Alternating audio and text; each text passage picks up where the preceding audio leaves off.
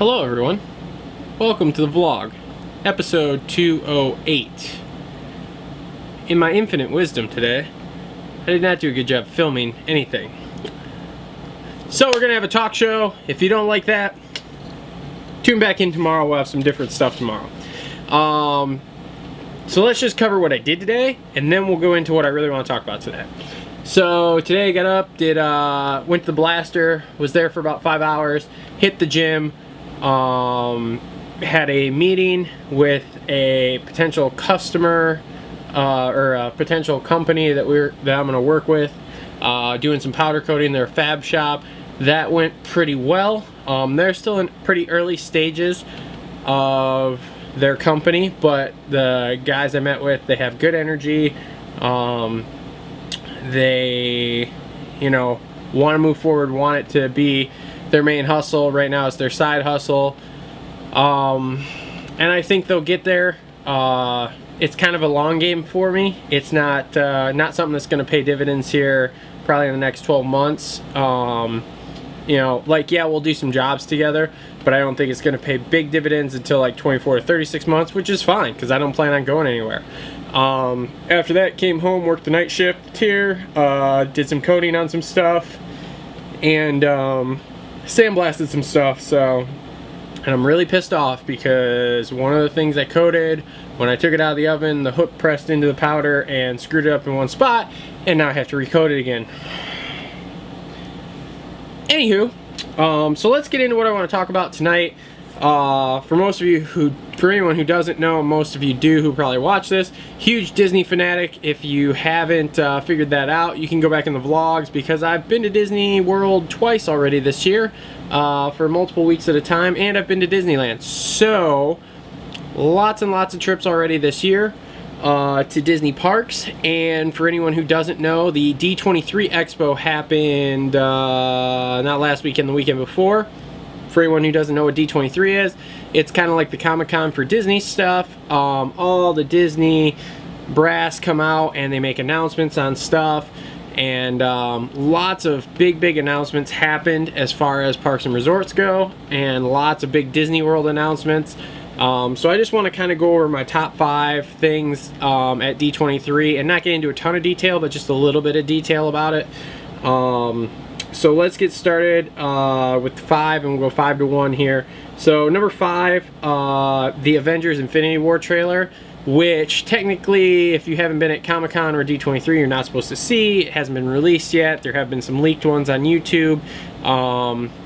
So I've heard a couple videos I've watched where people just described it, sounded cool. And I have actually seen one of the leaked things of it with the lady's head in the way, whatever. So it looks pretty cool. I'll be interested to actually see the trailer itself. Haven't seen the new Star Wars one yet that they haven't released. I've heard there's leaked versions out there, but I haven't seen it yet. So anyway, but yeah, that was the big news movie wise there that I was pumped on, was they actually had a trailer for Infinity War. I feel like that's going to be the pinnacle of Marvel movies, not just for the first 3 phases here, but for all the phases to come. So many characters, so many storylines to really follow and put all together and mix and mash, and I can't wait to see it. Super excited. They said it's going to be probably over 2.5 hours long, which is great. As far as I'm concerned, you can make that movie 4 hours long, even though it's going to be a 2-parter. You can make each part 4 hours, and I would still watch it multiple times. So yeah, that's my movie news as far as the D23 Expo went. The number 4 thing, Main Street Theater. Basically with this, what they're going to do is they're going to put a 2,000 seat theater in to do Broadway style shows. They're going to put it off of Main Street. Now for anyone who hasn't been to Disney World, in the last couple years, to kind of relieve pressure on Main Street when they're having parades or fireworks or any of that, they put kind of a back alley exit path behind the buildings on the one side of Main Street, and that's been really nice. It definitely alleviates pressure, makes getting in and out of the park at night a lot easier. But now supposedly back there they're going to put in a theater, and it's going to have, like I said, Broadway style shows. Now this is cool because anyone who a lot of you don't know, Walt had a vision back in the day when he opened Disneyland of having a second street, like Edison Street, off of Main Street, and it was going to have a bunch of different stuff. So this is just kind of a way of like completing Walt's vision. So I think that's really neat, and it'll be interesting to get shows in. I'm not a huge show person, but I do like to see them occasionally, so it would be cool to see what they're going to put in there exactly. Number 3 would be Pixar Land over at Hollywood Studios. We have a completion date. It's going to be next year, which I think they're smart because they're basically... Rule number 1, always change the battery. I'm not good at rules. Anyway, let's get back to the list. So number 3, Toy Story Land here, over at Disney's Hollywood Studios. We have an opening date. It's gonna open 2018. Now, I think what Disney's doing is very smart. 2017, we had Avatar Land open, which I haven't been to yet. Super excited to go to. 2018, we have Toy Story Land opening. That's gonna be also super exciting. 2019, Star Wars Land is supposed to open.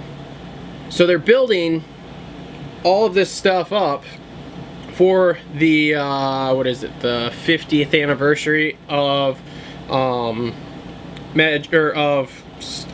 Disney World in Florida. Every year they're opening something new, which is building momentum for that 50th anniversary in 2021. So I think they're being really smart about this.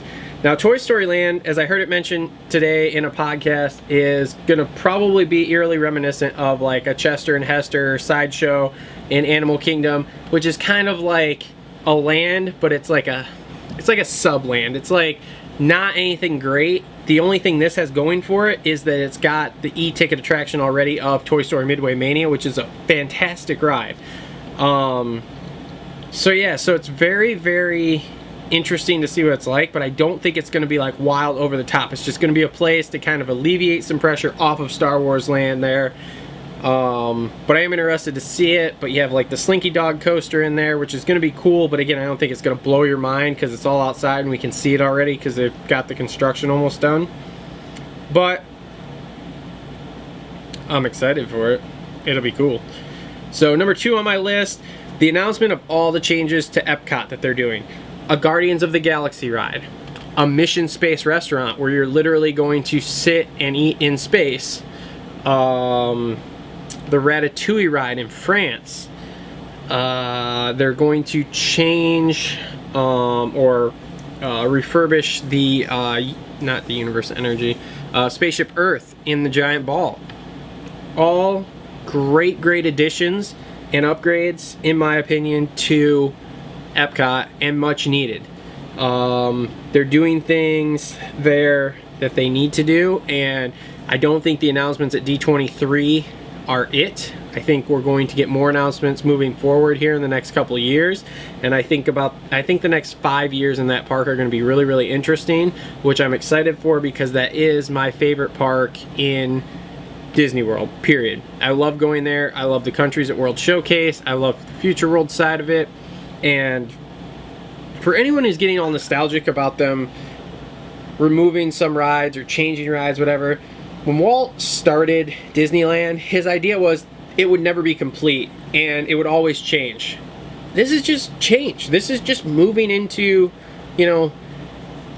2018. That's all there is to it with this. It's not like we're trying to kill off the old stuff because we want to. Like, it'd be great to be able to have all the old rides, but we don't have the space for it down there to do all this stuff.